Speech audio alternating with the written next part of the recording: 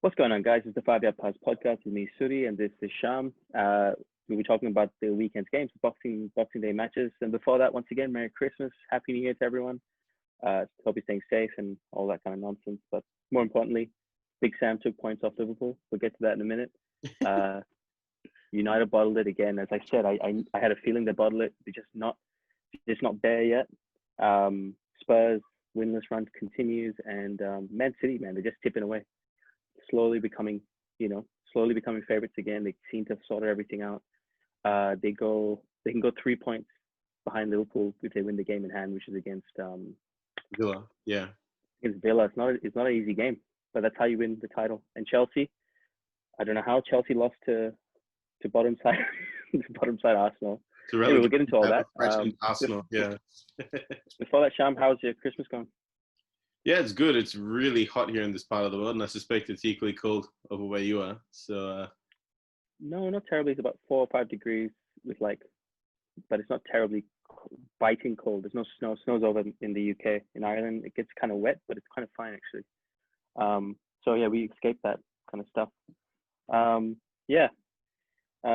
Besides that, tipping away. I'm just so excited.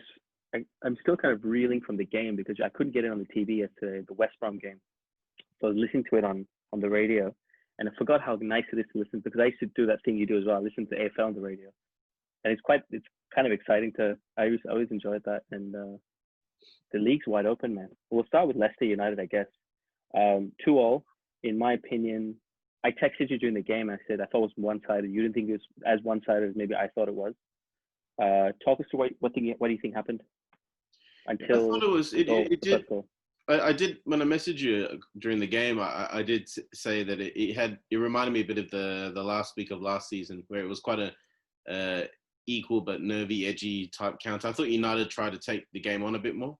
I did say I thought it would be a draw, but if someone nicked it, it'd be United, and it sort of ended up that way.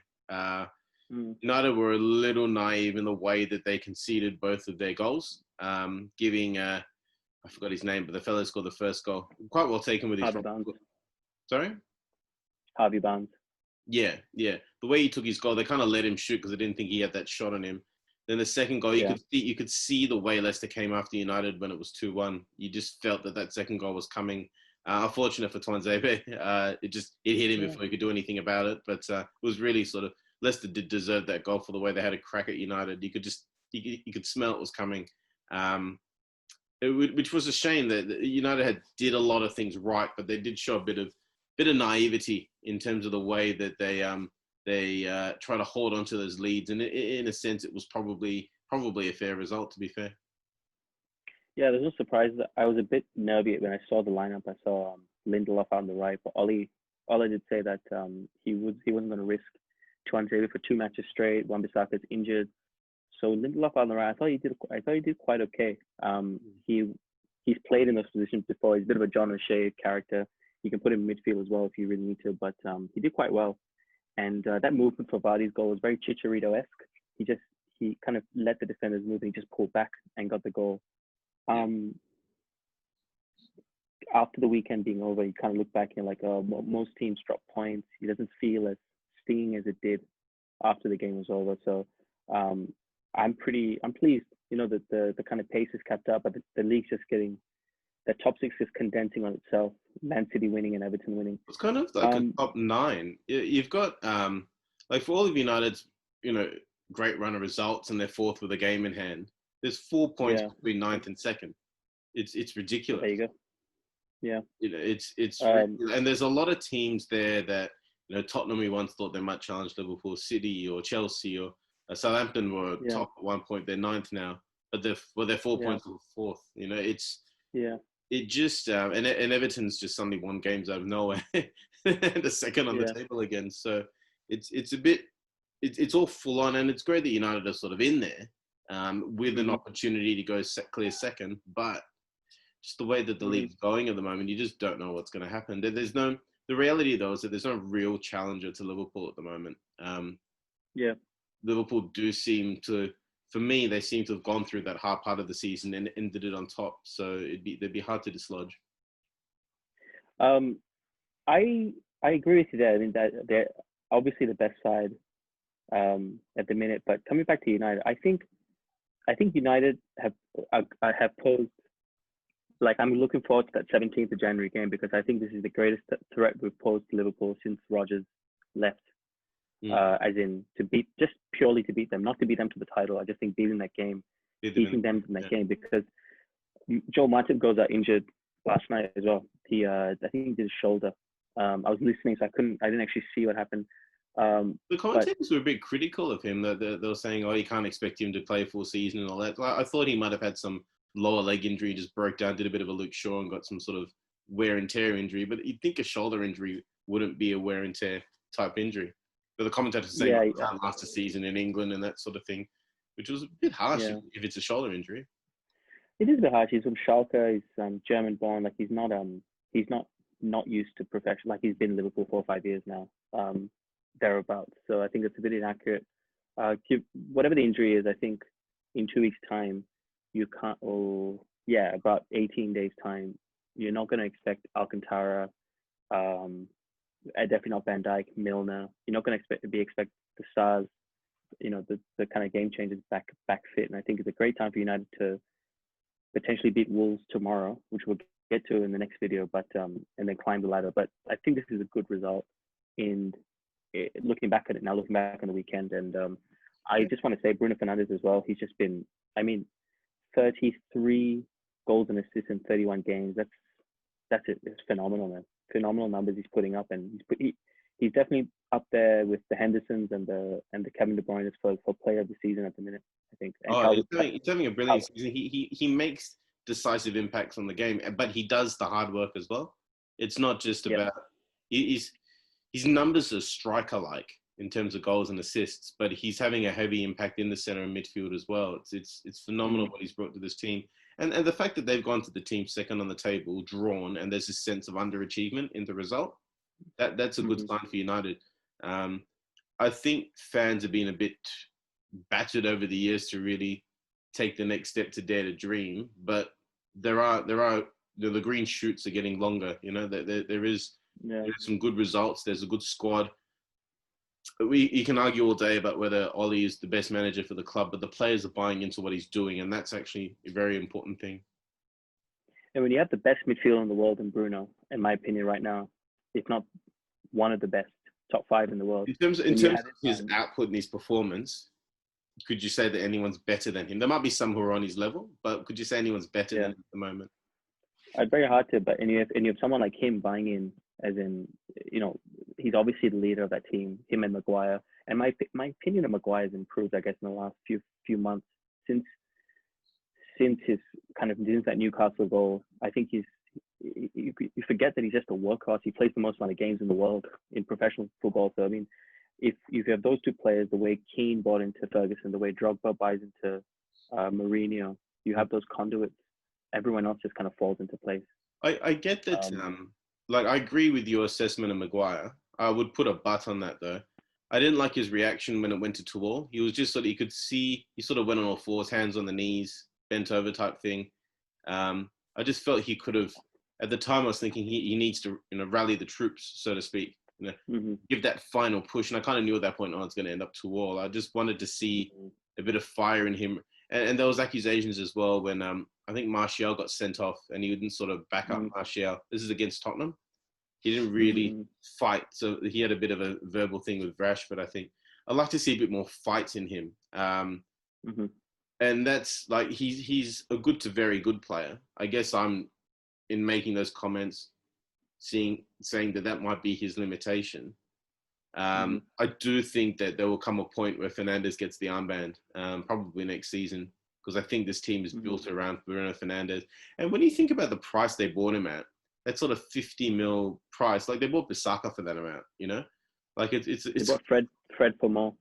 It was 40 million. Yeah, Fred costs more as well. So a squad player at a top 4 club probably costs about that sort of 50 million. And Fernandes will go to 60, I think, with these add-ons. But the fact that they paid that much up front for him is, it's a great piece of business. It's not the Cantona-esque £1 million signing, but it's a great bit of business for what they're getting. And just to touch on Leicester, so I'm just kind of reading off the stats, just reading off the table here. I mean, they just kind of pushed down a second after Everton won, 28 points. I mean, we'll move on to the next game, but I mean, it's just like you said, man, it's tight. It's tight as it gets. United, if they win tomorrow, the pressure's put. I think they take over. No, they don't take over Liverpool, but they win tomorrow. The pressure's on Liverpool, and every week you think, oh, Liverpool's just going to get the 3 points. I think it's one of the only games that we go, yeah, Liverpool's going to get the 3 points most weeks. And now you just don't. It's so exciting to watch. Well, the thing about Liverpool is they're not, the only game they lost was that freak game against Villa, that 7-2 game. They have got 5 draws though, so that ability for them to turn draws into wins is probably the thing that will determine how far the title race will go for. And if you look at their last 5 results, it's 3 wins and 2 draws. So 9 wins, 5 draws for the season. It's that ability, which they did against West Brom, which I guess we'll go into now. Definitely 2 points dropped. You could see, I don't want to say complacency, but I think they had a lot of game on their own terms. Johnston had a blinder. X-Men actually. Had an incredible save at the end. Firmino had a header and against Firmino. Firmino around the post, and Mane and Salah were waiting for it, and he just got it between them and the post. It was an incredible save at the end of the game from Firmino's header from the left across him to his left. And just some go on, sorry. West Brom played for that result. Like they weren't playing to win; they played to draw that game. And I think they had a chance. There was a chance in like the 73rd minute, I think it was. The one of the West Brom players got 1-on-1. Alisson makes a good save with his legs, and you just come from that point, kind of felt that Liverpool got to do something to close this game out. West Brom didn't do the old Big Sam thing and score from a set piece. It was funny with the set piece, so they're given the set piece to the big classy athletic centre back. But funnily enough, it hit the post and grazed Alisson's leg. It was actually going out after it hit the post, but it hit Alisson's leg before he could react and then dribbled in. So I kind of thought it should have been an own goal, but it's a moot point. I don't think West Brom will care. Or maybe they felt like he's got a goal bonus does. But at the same time, like you could just feel in a sense that not that Liverpool dropped the points, they just kind of invited that result onto them, which is not a very typical Liverpool thing. They had that incredible run of 26 wins in a draw in 27 games. They were absolutely ruthless. And it's that edge of ruthless that wasn't quite there against West Brom. To me, they seem that I've gone in to watch the highlights this morning, but they did seem to just as a point to talk about. The first half was the most one-sided game in the history of the Premier League. They had something like 82% possession. I'm just trying to get the halftime stats here, which is hard to find. They ended up with 79% possession, and they had 17 shots, but only 2 were on target. So there was this incredible sense of, like, I guess that's what I was trying to say, that they really controlled the game and played most of it on their terms, but they didn't close it out. And this Liverpool team is renowned for that relentlessness of closing it out. And it's not. I don't think it's a big result in the whole context of the season. I think if you're a Liverpool fan or if you're Klopp, you're more annoyed than worried. But at the same time, it is 2 points dropped. The 2 points for me there is, firstly, Liverpool's ability to go and get winners in the last minute is not lost. Is it as frequent as it was last season or the season before as well? Probably not. As luck runs out in a sense. But if you're still doing it, it's not luck. So I think it's just kind of come down a touch. They're still going to get winners in the last minute. We saw that 2 weeks ago at Spurs. But when you set up against teams that know how to not concede in the last minute against, arguably one of the greatest relegation managers, if not the best. I think he's the best relegation manager of all time. It's tough. You got to put away this. I think that the 3 first half chances. The second thing to me was when you have 78% possession of the ball, 80%, 90%, whatever it is, to do that same thing again. Liverpool obviously have 7 or 8 moves, 7 or 8 kind of set plays and movements they do. To do that again and again and again and again, it's not training. You're going to get tired. You're going to make mistakes. You're going to make. You can't do it again and again. No team can. Maybe Barcelona, 2008 Barcelona, the only team to do it. It's a tough thing to keep the ball for that long. So I think that it kind of played into West Brom's hands a little bit, and it's funny. Just kind of let the game go a bit. It's funny that those teams that played those great Spain teams in particular, Barcelona and Spain 10 years ago, they would say that they were so tired from not having the ball that when they eventually got the ball, they're too tired to do anything with it. But I don't think that I think West Brom, in a sense, deliberately kept their structure quite well and allowed it to a degree that didn't tire them out. Because they did finish the game fairly strong, West Brom. So there was a definite plan there. And teams will look at that and try and copy it in some sense. Because if you can get a point against Liverpool at it was at Anfield, wasn't it? So that ability, like teams will study that, and not many teams that really try and play the low block against Liverpool. So it'd be interesting to see if that happens a bit more, you know. And I wouldn't say they're in trouble because they've weathered every storm that's come at them this season. But Mate being injured, like I said, the next game they play. Can you get there, Shyam? Who they're playing next? Liverpool. Newcastle away, Southampton. So they have Newcastle away, Southampton away, and then United at home. So it's two of those three are Southampton away is a tough match. United at home is a tough match. So again, they have a small little storm to weather. Thiago Alcantara is back in training well, apparently full training and all that. Who's training? Thiago Alcantara. Oh, yeah. They seem. I suspect the next game, Fabinho and Reece Williams, or Fabinho and Nathaniel Phillips will play at the back. But in terms of the front six or the midfield three and the front three, no injuries there. I think Klopp will just be frustrated with that loss. However, I mean, what you don't want is a general feeling of, well, this is happening too much, because it happens to United all the time. It happens to like an Arsenal where the draws start happening a bit too much, and you just go like, oh, is this what the team is capable of now? Which I don't think it is. I'm just saying these results can kind of compound itself in a short space of time because of the nature of the league this year. When like with Mourinho now, you just have a feeling of Spurs, oh, they're just drawing all the time. Obviously, they're not. Well, with Mourinho, they are. But I'm saying Liverpool, they go and get, let's say they draw today, draw against Southampton, beat Newcastle. You just go like, oh, it's kind of patchy form. It's a recency bias thing, and that kind of seeps into the mentality of the squad. You don't want that. So we'll see how Liverpool go. I don't think they will lose against Southampton and Newcastle, but I think as a United fan, I hope there's a bit of potential there for them to lose that game. But they just have it'll be interesting. It's hard to even predict that.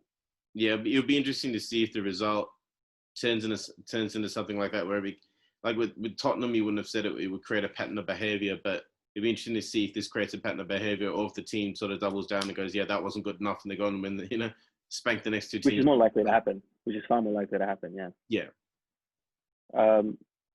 Yeah. So very generally very timid performances in the second half.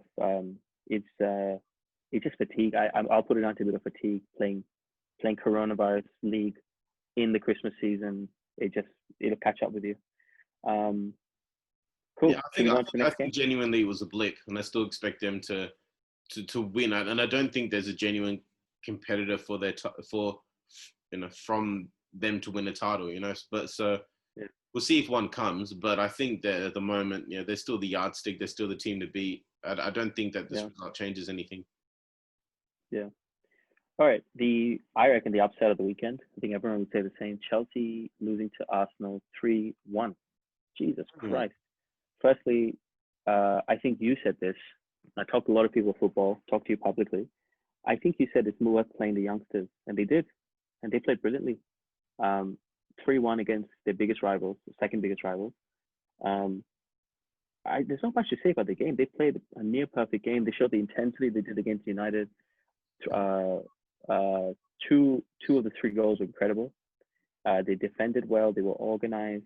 They seemed like they know what they were doing. I mean, do you think that third goal? Do you think he was trying to do that or trying to hit the cross? I touch my heart. I've done the same thing before. Now, it's obviously on the same level. Yeah, on purpose. When he saw that, when he did that cross, and I've seen David Beckham do it. David Beckham did it against West Ham in 2002 or 2001. I can't remember. United won 5-3 that game. Xhaka's a good player, man. He's like Greenwood-esque, almost. If not, you can almost call him a generational talent for Arsenal. I'm surprised. I'm not surprised if he said he did it. I believe him. I give him down for the job. Did he say he did it? He said, yeah. So after the game, he was walking past. he was someone caught it on a camera, on a phone camera, and they were like, "Did you mean it?" And he goes, "Of course I did, man." Like he was kind of like, "Yeah, I really did." So I believe him. Yeah. Yeah. What do you make of the win? What do you make of playing youngsters, and what do you make of this as a springboard for Arsenal, or do you think it is? Yeah, it's interesting. I think there's always some merit in playing youngsters, and if Arteta's having these losses with the squad players, why not put them on the bench or put them in the stands? Give the youngsters a go. Nothing to lose in that regard. It does show the value of the first goal, though. They did play quite well. I don't think they were noticeably better than Chelsea in the first half hour, but I did think that that penalty was a clear penalty. It just, the way that a game changes when you score first, it shows the value of the first goal. And when a team like that gets on a run, and then you see Xhaka hitting a free, when Xhaka hits free kicks like that, his confidence is up. Terry Henry might have missed watching that, on the television. but yeah, I mean, like they ran away with it. They did their best to let Chelsea back into it with the one goal and then the penalty, and you kind of just thought, oh no, this is gonna. Are they going to go back to 3-3? You could just smell that it was going to come back to 3-3 from 3-0 when the first goal happened and then the penalty was given. But then Leno pulls out a great save. A lot of Chelsea fans have been commenting for a while that Jorginho is perhaps not the man to take the penalty. So I don't know if that noise will increase after that or Just to interrupt you there.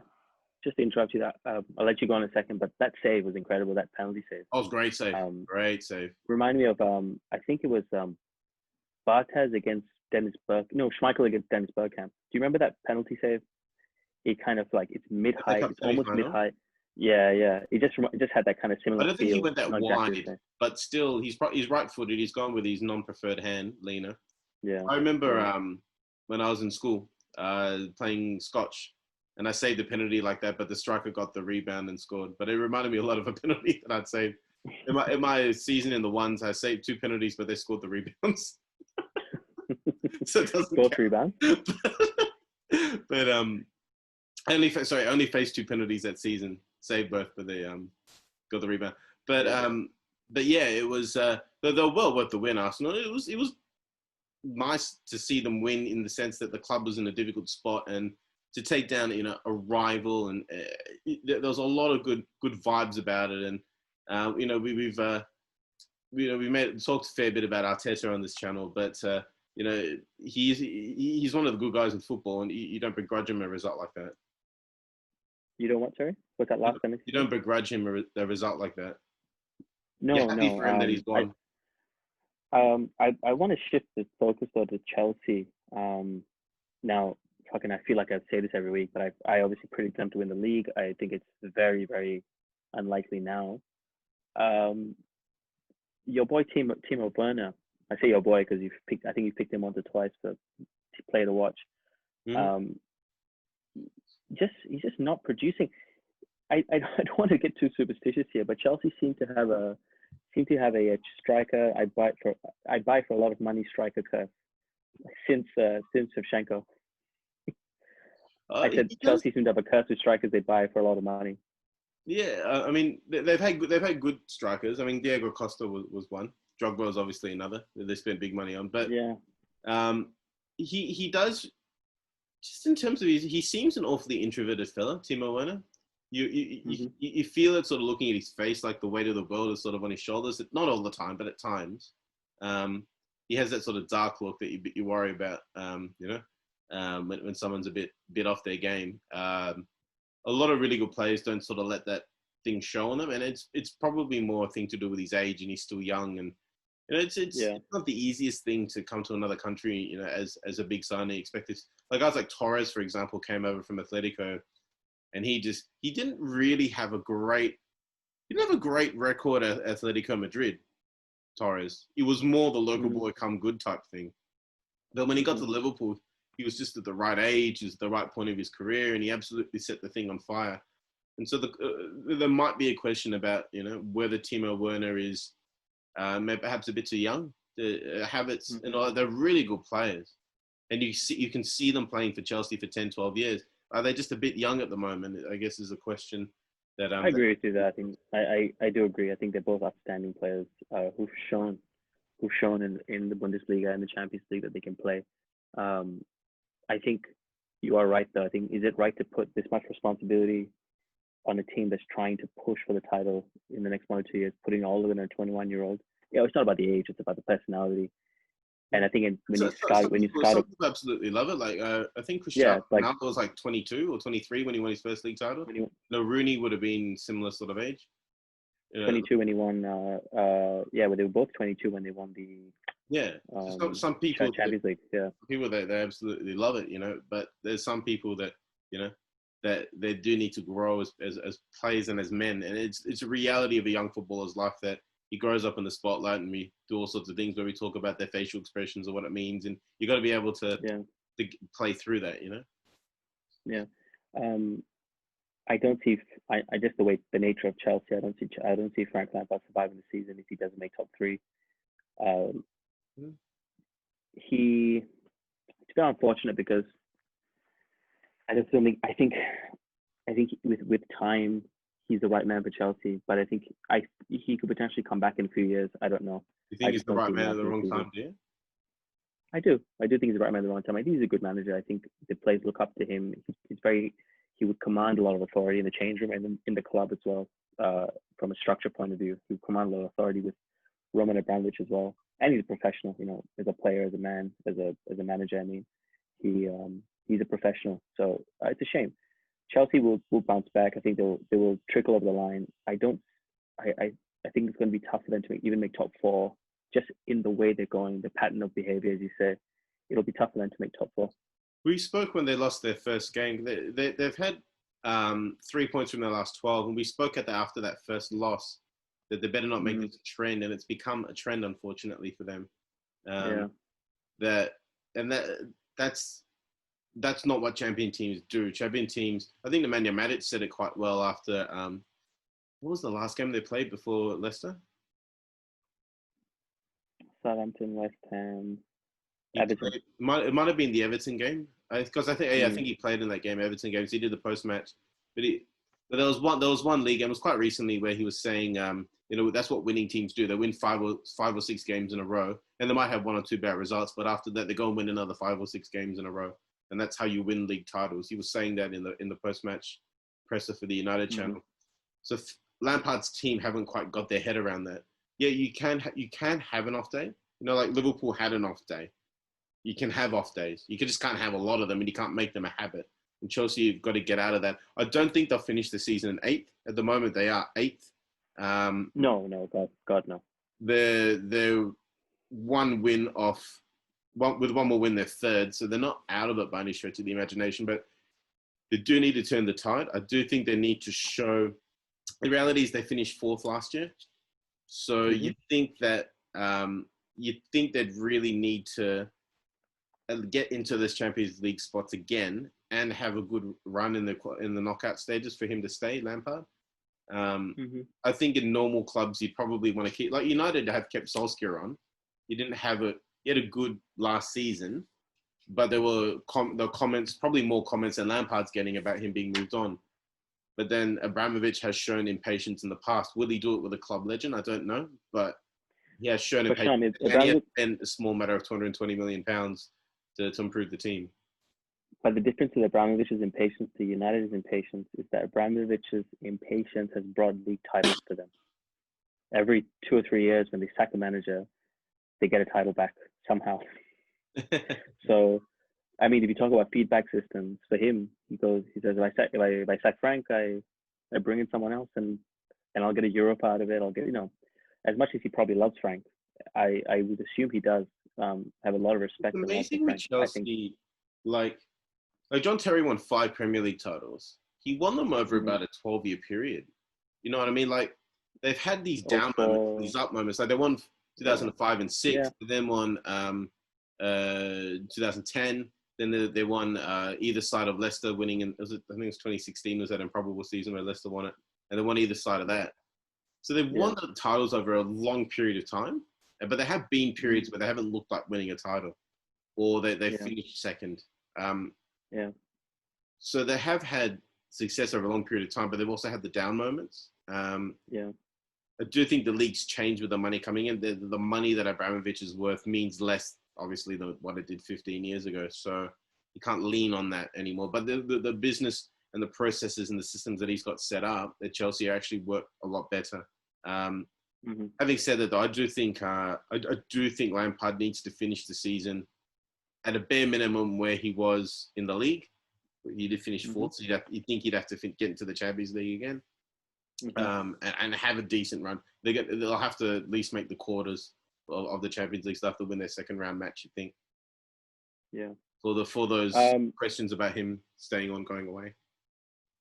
Yeah.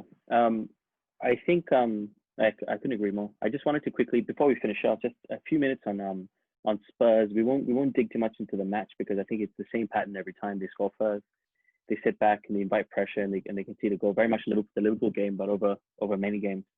Yeah. Do you think? Because I'm not going to say what you think. I'll say what I think. Actually, I think this is the sort of pattern of any Mourinho team where you start to feel, when is Mourinho going to say a comment that is going to start to rot the team? I don't know if you're waiting for that, but I'm waiting for that. I'm waiting for that comment, like he did with Dele Alli, which people brush away. But if he starts to make a comment about Harry Kane or this and that, and it's when the Mourinho rot starts to happen. What do you think? Yeah, they've invited way too much pressure, a lot more pressure than necessary. Liverpool conceded 90th minute. This game 86. Crystal Palace, I think, was 81st minute. They're conceding late goals. That's a very un-Mourinho thing. So I don't know what's not working that's inviting that pressure. Teams have a certain, clubs have a certain DNA. West Ham have a stereotype of playing quite effervescent, attractive football. Bobby Moore, England's only World Cup winning captain, came from the club. Tottenham have similar traditions in that regard as well. Arsenal had a very different tradition pre-Wenger. They were all about, this type of game that almost like a Mourinho style, boring Arsenal. And then Wenger came and changed that. And so the DNA is different now. But Tottenham's DNA doesn't seem to jive well with what Mourinho's trying to do. And it's interesting because, a few weeks ago, we were saying, this guy's great. He's second in the league. He could go top if he, beats Liverpool. But that goal just seemed to have completely knocked the stuffing out of him. And it's a shame that a team with those attacking talents is not really converting it into goals. And it's you can't sit here. It's how do I put this? They're not playing. It's a very pragmatic system that they've got. The Real Madrid, like we talked about the links to Real Madrid, that team that had 2011, 2012, that had guys like Benzema, Ronaldo, Di Maria, Higuain, Ozil, all those guys. And you see these waves of players rushing forward. You almost don't see as many players rushing forward for Tottenham as they did at Real Madrid, and the defense just doesn't seem quite as strong.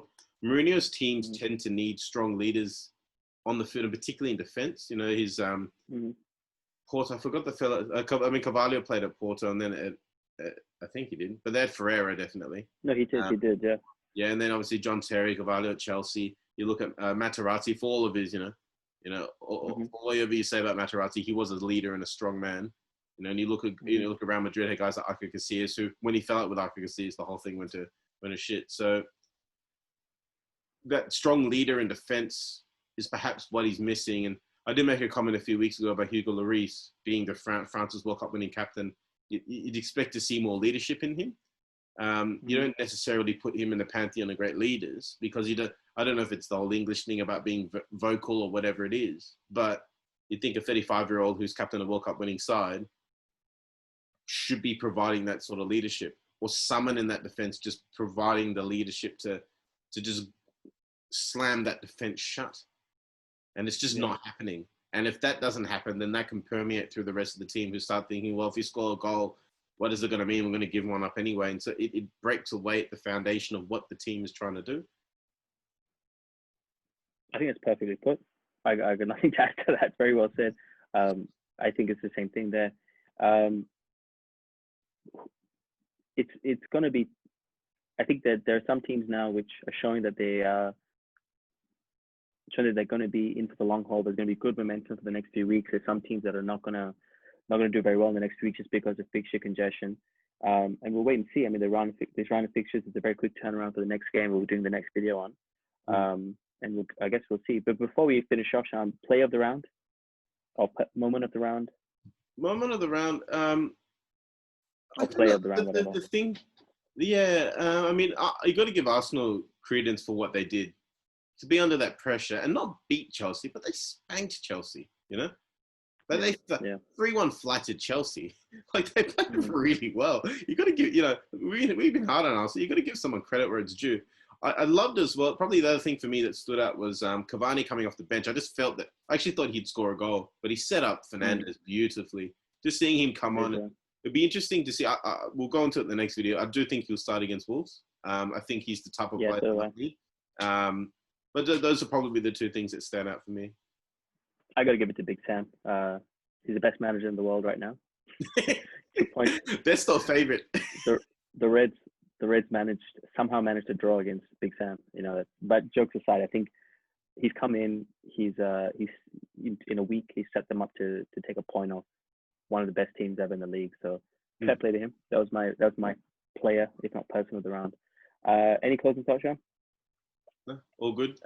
Think games are coming thick and fast. So absolutely. So will the video. Very excited. It's festive season, and it's a lot of football to come. Lovely. All right. On that note, thanks for watching, guys. Don't forget to like and subscribe. We are the 5-Yard Pass. My name is Suddy. This is Shyam. Keep football simple, and as always, keep passing, guys. Cheers. Cheers.